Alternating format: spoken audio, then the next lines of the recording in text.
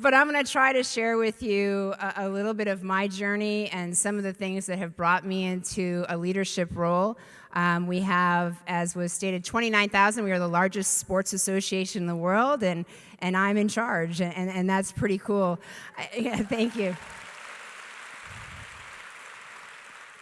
And getting there certainly is a journey that I'm happy to share with you, but one that takes some twists and turns that certainly it wasn't something that I woke up one day and said, hey, you know what, I'm going to be the president of that association one day, and I'm going to work my way to that goal.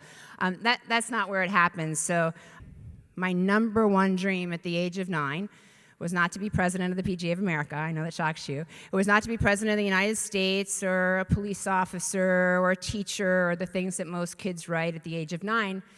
My dream was to be an Olympian, and I wanted to stand on the podium and in ski racing, and I was going to be an Olympian. I told my parents that at 9. I told my parents that at 10. At 11, I was running 5 miles a day after school, and that's the 6th grade on my own.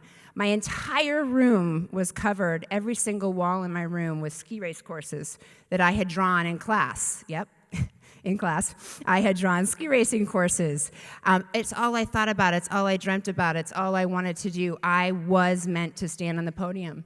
I was meant to win a gold medal. I was going to be an Olympian. And that was dead set. That is my life. This is what I'm going to accomplish.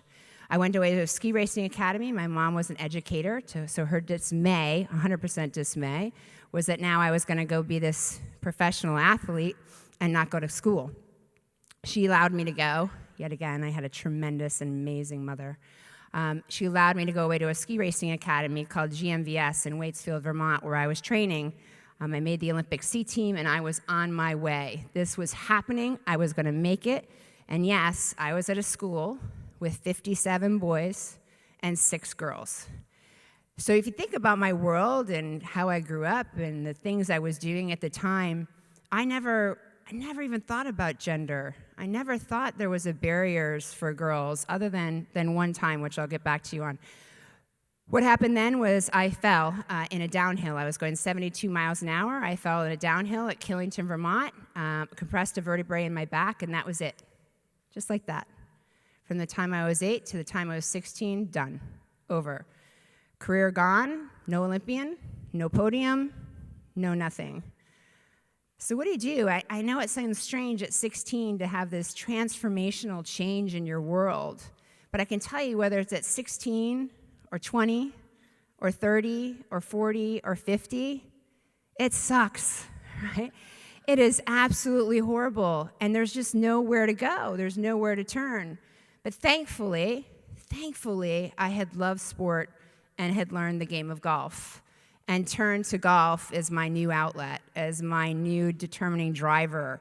But one that I wasn't going to be a golf pro, but just one that I absolutely loved. And what it turned into is golf has given me everything. That crash, that end of my world, that no podium, that no gold medal, gave me the opportunity to meet my husband, who I've been married to for 28 years, who was my golf coach when I met him. I had promised my mother when I moved to Florida and had sponsors when I got my LPGA Tour card that I wouldn't bring home any more golf professionals. I then promptly brought one home and married him, and that was the end of that. So I have this amazing husband. I have 2 amazing children because of the game of golf. I have my career because of the game of golf. I have my joy because of the game of golf. It is what I love, it is what I do, and it is what I inspire people every single day to want to be a part of. And I'd be remiss if I didn't say I hope all of you are going to the golf clinic tomorrow, because I sure would hope to see you there. But at the end of the day, for me, skiing was it. But then we transformed to golf. And there's a few things along the way that I've learned as far as transformation goes, and what I hope to share with you. So I qualified for this event by winning a sections championship. It'd be much like winning your state championship in something that you're doing in sports. I win the tournament. I know there's an exemption to the PGA Tour, which is the men's tour, the best golfers in the world, I might add. And I never imagined they would give me the opportunity to play in this tournament. So my mom was my caddy. It was a 2-day tournament, 36 holes and 18 holes. I won the tournament. We couldn't have been happier. I played against all men and one woman, 122 men, and one other woman was in the field with me. We got a nice trophy. I got a decent check. My mom said, hey, let's go to that new TJ Maxx down the street. That's what we did. I had kindergarten orientation that night. I didn't want to be a bad mom, so I told my mom, come on, we got to hurry up. I got to get home. I got to get to kindergarten orientation.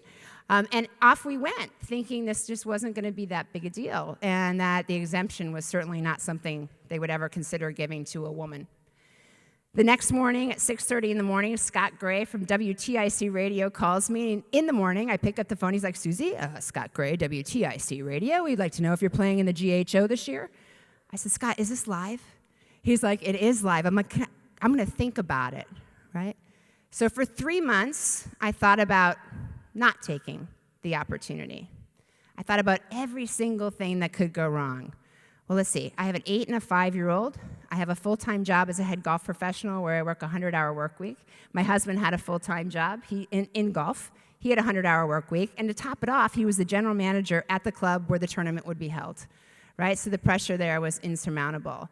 I was worried about how I play. Would I embarrass anybody? I wasn't representing the LPGA Tour. I mean, I went through every why me, what if scenario you could possibly imagine, much like many of you have probably done in business when you got offered an opportunity you just weren't sure you could take. And it was my 8-year-old daughter in December. I was reading her book that evening. It was about taking opportunity when they come, making sure you take risks, making sure you're brave. And she said, well, Mom, why aren't you playing in the tournament? Yikes. I said, well, I'm definitely going to do that. I am going to play in the tournament. I walked downstairs and I told my husband, we're in. We're playing in the tournament.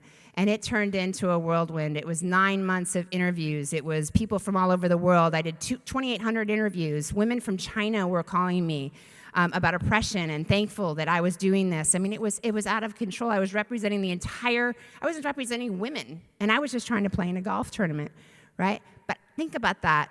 So here I go, the first tee. I'm amongst the best male golfers in the world. Full-time job, I might remind you, 2 young children, trying to work out. My friends taking my children to daycare. My friends taking children to sporting activities. My workplace working for me. And now I'm standing on the first tee, like you saw, 40 million people watching from around the world, 40,000 people on the first tee. I wanted to throw it. Right? I was definitely nervous, but it was the best thing that I've ever done in my life. It was the best competitive round I've ever played in my life. Why? Because I was brave enough to say yes. I knew what I wanted. I knew what I stood for. I knew what I was doing it for. I wanted women to know they could play anywhere at any time. I wanted my children to know you take opportunity and take risks, even if it's incredibly out of your comfort zone. And that's what I would share with you today. Be brave and take risks. You've heard it from every single person up here. It is not easy, and I'm here to tell you it's not easy, but you have to have people around you that will support you if you fail, and it's okay to fail. I lost my tour card the first year out. I got my LPGA tour card. I played in 28 events. I made 3 cuts and $2,462 on the LPGA tour my first year. I'm just going to go with that's a failure. All right, when my tax bill was more than my paycheck was, that was a huge problem, right? It happens, but your life will turn and evolve and transform in ways that are truly unimaginable. The other thing that I've done that's really helped me be a better leader, I would say, is just learning from others. But more importantly, it's very important to me that I'm always trying to lift somebody else up. My idea of leadership is empowering other people to succeed. And when I haven't gone for praise from others, I think we make the mistake oftentimes of doing things to get others' praise. We lose weight so somebody will tell us we're skinny. We do something else because we just want to be noticed. You know, if you're doing that for other people, it doesn't typically work out to your advantage, and you won't get the opportunities you can possibly get. Because I find when you strive for excellence in what you're doing in the moment you're doing it in, for that moment, people pay attention and people notice, and people will give you those opportunities. If you're looking for others' recognition, you're going to be looking a very long time, because oftentimes it's not going to come. If you think you've worked the hardest and deserved it, you may not get it. But if you've worked the hardest and you know you deserve it, you can go home with your head held high. And that's really where I've always come at it from. I think it's our responsibility as women to ensure, and you've heard this before, to bring somebody with you If you are in a role of leadership, if you are in a role of management, if you are in a new role, if you are new to the workforce, bring another woman with you. They are not your competitor. And until we lose this sense of their one spot, and in my business, it's everywhere that there's one spot for a female, we are out to change that. Because when we change that, we will change the world, and we will do it together. Lastly, I would tell you, for me, it's always about being present. So I have this saying. It's called Be Where Your Feet Are. I know I stole it from a book somewhere, or somebody said it someplace, so it's not mine. But I think the most important thing, currently I have 4 jobs. The director of instruction at 2 facilities, the president of the PGA of America, and then I also run a corporate golf business. So it's a lot, right? But all of us have a lot, and all of us don't have time, right? We say we don't have time. But do we not have time? Right? I mean, how much time are you really spending in the moment that you're in? And I think what was so special about today is what Donna gives to all of us, which is so incredibly amazing, is this moment to be present amongst each other in a community of like-minded people who are looking to transform and grow. And we were all today present. I looked through them, very rarely were people on the phone unless it was to tweet something incredible that had just happened or to say something incredible. But when was the last time that you felt you were truly present? So for me, if I'm with my family, it is all important that I am 100% present with my family.